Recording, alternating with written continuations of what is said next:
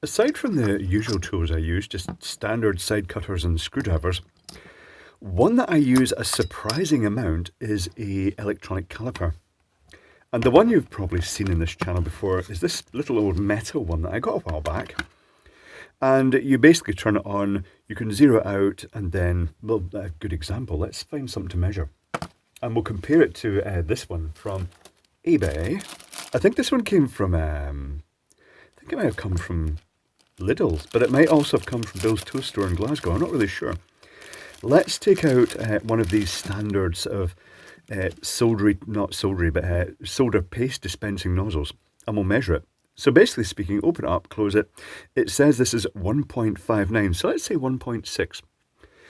Let's try it with this cheap set off eBay, ridiculously cheap plastic ones. And it says 1.6. Pretty good. Noting that this one is accurate down to a hundredth of a millimetre, and this is only a tenth of a millimetre, or in the case of inches, it's down to a hundredth of an inch, presumably. Never really done it in inches. Yeah, a hundredth of an inch. Or in this case, if I switch to inches, it will be a thousandth of an inch. So this one is much less accurate than this one in terms of the resolution. But having said that, there's very rarely, particularly in things like 3D printing and stuff, there's very rarely any need to go beyond an accuracy of a tenth of a millimetre. So let me just stick that one out of the way. I'll stick it back in its usual place so I don't forget it. And let's explore this one. And this is actually the second of these I bought, because I bought one, I was so impressed that I bought one purely so we could take it to bits and we could see what's inside. So let's do that, let's take it to bits. Get right into it. And see if we can work out what makes it tick. So I'm going to remove the battery. The battery is out. This is captive. I'm guessing it's held by this little plastic thing here. I wonder if that pops off. Does it pop off? Let's get a blade under it and lever it. Things worthy of note. You can either measure the outside diameter, like that, or you can measure the inside diameter with this. It opens up inside like that. Or you've got the depth gauge at this end. It's a very versatile unit. This claims to be carbon fibre composite. Hold on, I'll do an AVE. I shall scrape it with a knife and see if it feels crunchy. It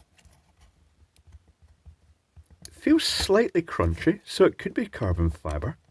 Not sure. That's also not just AVE, that's jerry-rig everything, tearing into things like that. So I could slide this out now, theoretically, because I popped that thing off, and there's nothing really to stop it sliding out. Okay, that's that out. Let's see if we can get this open. Oh, that's a little metal clip, and things are popping out. That's a good start. Shims, little spring-loaded clamps to hold that in position. Is this stuck on with... does it have screws? Let's try peeling the label off and see if there's anything hidden underneath the label. There are screws hidden underneath the label. This is good. That's good. Screwdriver. And let's liberate the screws. This thing may go back together afterwards. I put most things back together, but having said that, I'm not holding my breath for this because it is a precision instrument. But having said that, I have a sneaky feeling that they've turned a precision instrument into a easily manufactured and sort of idiot-proof type thing. Oh, I should mention, the listing I got this from, including shipping, cost £4.99. Digital electronic gauge carbon fibre vernier or vernier 150mm 6-inch caliper micrometer. The carbon fibre is a clue here. If you do a search for carbon fibre caliper, you'll usually find these, and search the lowest price upwards. I'll provide some links in the description. And £4.99, that is peanuts for the accuracy this thing gives. It's really incredible. Let us take the last screw out and see what it reveals. It reveals a pattern of electrodes. Let's take that out. Am I going to have to get these screws out? These screws are tiny. Let's try a tinier screwdriver. Oh, I might be onto plums here. Nope, here come the screws. once I've taken these out, I'm going to have to explore that bit as well. There's some magic going on in this strip here. It's not just a label and ruler as it seems to be disguised as. So I'm guessing that some of these screws will be strategically positioned to hold the display connector in place and to support the buttons and the battery holder. What do we have underneath?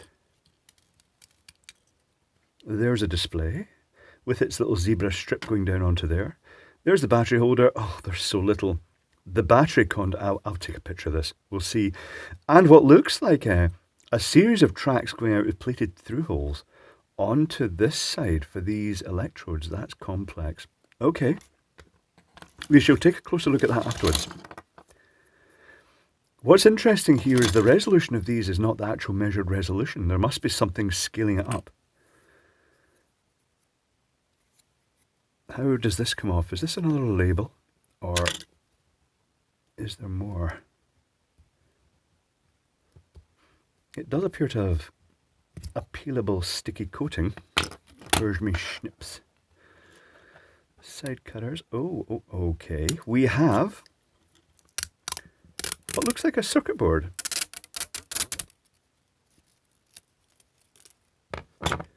With almost like piano keys on it. How's that held in? Is that held in by glue? Am I going to snap this if I try liberating it? Probably.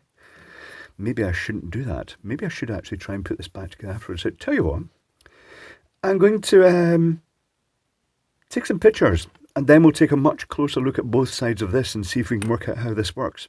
One moment, please. Many hours later, this is a deep and complex subject. The pictures have been taken. Let's explore the circuit board. It's not very exciting from a sort of electronic perspective.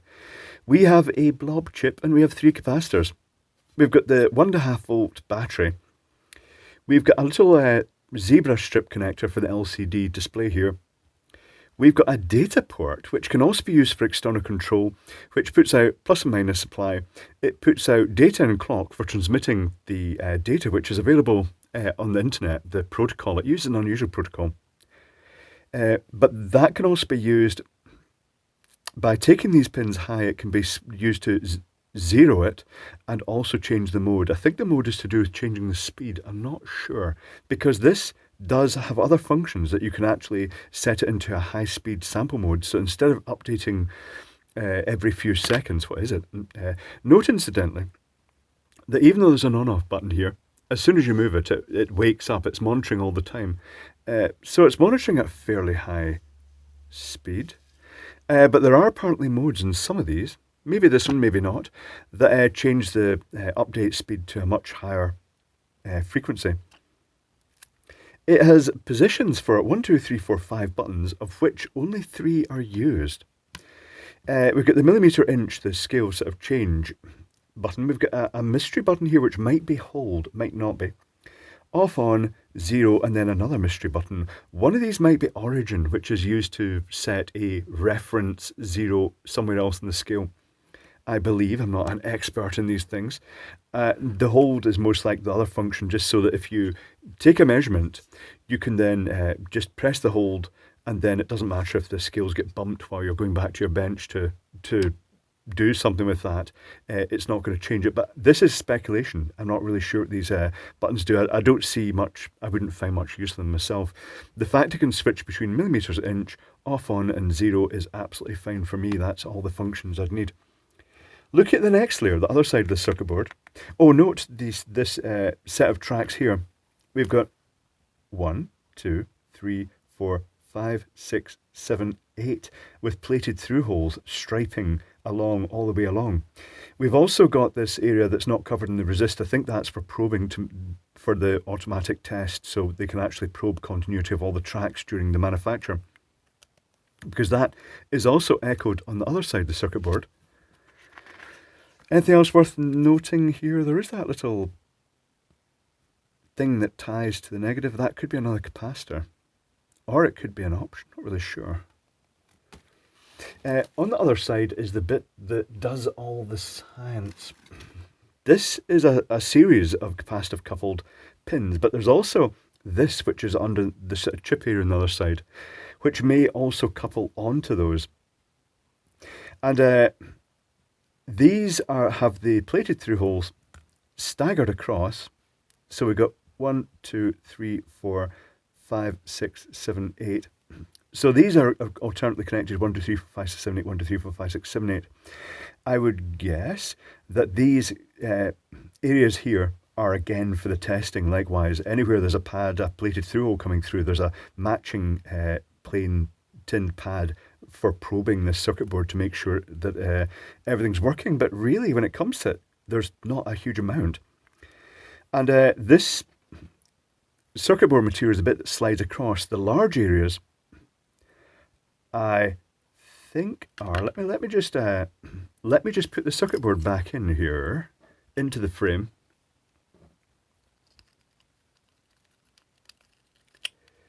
So if that was like that, this would be pretty much sliding under like that. So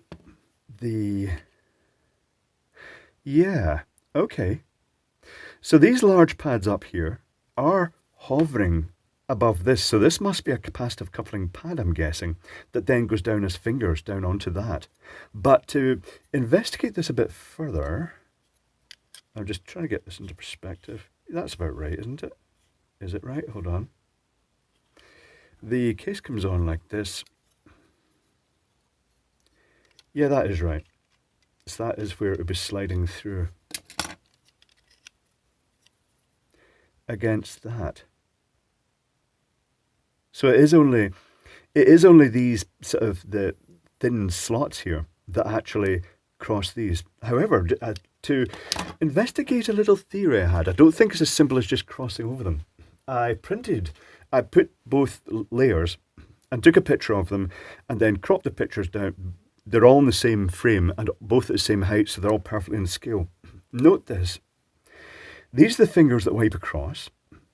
If I put a mark here, that lines up perfectly with the connections in between these two fingers. But as you go further down, they gradually move out of phase to the point that by the time it gets down here, they're almost sort of mid-center of these fingers down here. I get the feeling that instead of just a straight sort of pulsing as it goes across, well, to get the scale it has to do this, it's got a sort of a wave of capacitive coupling goes along the 8 contacts. So it actually forms a sort of wave as these slide across. And because they interact along the full length and they're all effectively, these are all in parallel, it will provide quite a complex waveform back. I'm not sure what they're doing there. It's complex. Somehow they're getting a really high resolution movement. The earliest encoders that I came across when I was younger were just glass encoders. And they were basically, it was a strip of glass, and on that was printed a series of lines, and then the actual encoder reader had a matching set of lines with a photo sensor, and as it passed in front of those, it would alternately block. For a very small moment, it would block and open. So if you slid them against each other, it would look as though it was going black, white, black, white, black, white. It was the more interference pattern.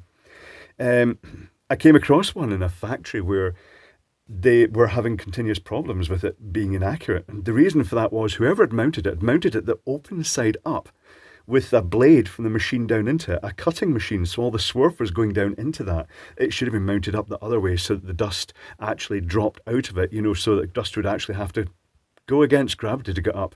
And it had brushes to protect against that, but with that metal blade sliding in the brushes, it was just allowing swarf to go through. That was a very expensive thing they did there. That was very, very odd that they did that. But anyway, this is how I think it works. But now, the question is, can a complete doofus, a big oaf like me, put this back together and have it still work?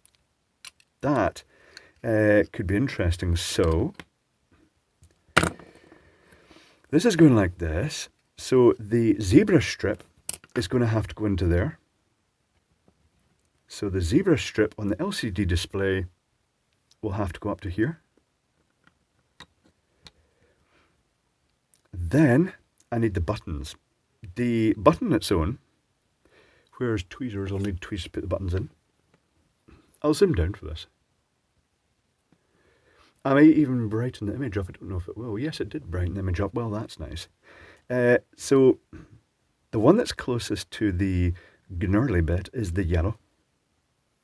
There is a temptation to put these buttons into other positions, but I do think, I'm pretty sure that's been well researched online already. I mean, I could. I am thinking about that. I'm not sure there'd be any advantage to it. It would mean cutting the plastic out, but first of all, I want to see if we can get this back together again. I may consider doing that at some other point. I won't tell you what time it is. Let's just say it's the point of time that many people would be getting back up. It's been a long night. The subject was deep, it was complex, and I started quite late anyway. So let's see. I shall put this screw in here without stripping the threads with my big bare grips. I think I've got everything in. I'll find out. These holes have been countersunk because this is where the thing slides across. So they've kind of countersunk them very crudely, probably by twisting a drill bit in it. It kind of shows the level of accuracy that can be achieved by this. It looks like, fairly crude manufacture, particularly given it's made of plastic. I mean, it doesn't have that same accuracy of the industrial steel ones, but having said that, for people like most of us, 1/10 of a millimetre, 1/100th of an inch is pretty good. Particularly in 3D printing, where you're just not going to get anything better than that, really. This is when people say that, 3D printing, there are ones available that go to 1/1,000,000th of a millimetre or something like that. That'd be very, very complex filament. So, very footry little screws. Now, when I took this out, I took it out in the completely wrong way. I shouldn't have pulled that strip out because things popped out. However, I think I know where they went. So this is the plastic channel. A spring, this spring, goes in here. I think it's that one that goes in. And this press against it. Is that right, or is it the other way around? No, that looks pretty right. And that provides spring tension to keep this down. I think these are little plastic dust guards. And they may just go in somewhere here. Not really sure. Yeah, I'll put it in there. It may have been round the other way. I could look at the other one. Is there a visible dust guard here? It's not very visible. No, it's not. They have. Oh, actually, it may be. It is visible just poking out there. Okay, so that looks right. It's a little springy dust guard just to, well, keep the dust out. Now, this would then go over like this. And at this point in time, I feel the great need to stick the battery in and see if it is still working. I shall shove the battery in and put the little cover on. It's kind of working. It wants held together, doesn't it? The zebra strip is not making perfect contact, but it is. Oh no, it's sliding the whole thing. That's not going to work. Okay, that's looking pretty good. Okay, I shall put the screws in. If I could put this together and it actually works, that is just a demonstration of the miracle of the manufacturing of this, because it is so idiot-proof, really.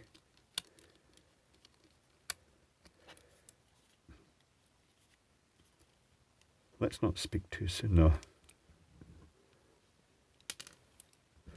Fumble, fumble. Hopefully I'm not missing the screw holes completely here. I think I'm hitting the screw holes. There's also a debatable thing that the cover here, the label, might have been an insulator between the circuit boards, so I might be bridging things out now. I don't think it is. I get the feeling this is not going to be a precision instrument by the time I've finished.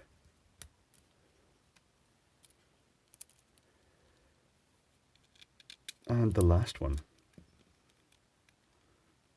And then I might even put in the... Does that screw go into that position or not? Or does it go in there? It might go in there. Maybe I've just smashed a screw right through the circuit board. There are multiple screw positions. Does this one feel better? That one feels kind of better. Okay. So 0 and slide. What's the other one open up to? Not bad. I should actually put that little end stop on, shouldn't I? How does that go? It goes on roughly like that. Okay. So will this go back to 0? No, mirror. Yes, it does. So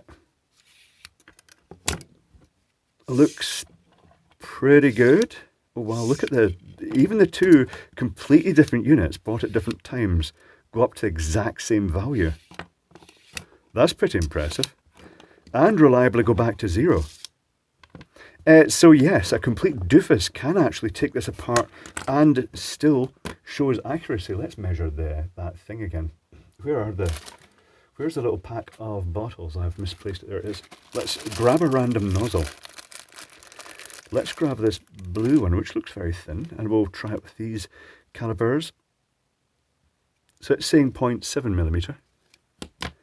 And these ones are saying 0.7 millimeter. Well, there you go.